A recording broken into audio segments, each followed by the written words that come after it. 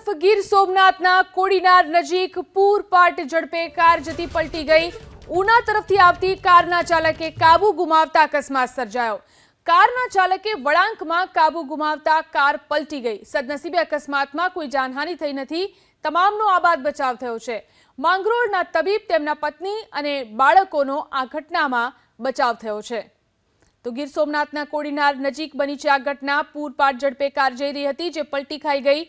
ઉના તરફથી આવતી હતી આ કાર ચાલકે કાબુ ગુમાવ્યો અને અકસ્માત સર્જાયો।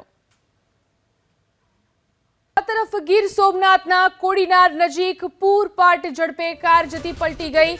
ઉના તરફથી આવતી કારના ચાલકે કાબુ ગુમાવતા અકસ્માત સર્જાયો। કારના ચાલકે વળાંકમાં કાબુ ગુમાવતા કાર પલટી ગઈ। સદનસીબે અકસ્માતમાં કોઈ જાનહાનિ થઈ નથી। તમામનો આબાદ બચાવ થયો છે। માંગરોળના તબીબ, તેમના પત્ની અને બાળકોનો આ ઘટનામાં બચાવ થયો છે। તો ગીર સોમનાથના કોડીનાર નજીક બની છે આ ઘટના। પૂરપાટ ઝડપે કાર જઈ રહી હતી, જે પલટી ખાઈ ગઈ। ઉના તરફથી આવતી હતી આ કાર ચાલકે કાબુ ગુમાવ્યો અને અકસ્માત સર્જાયો।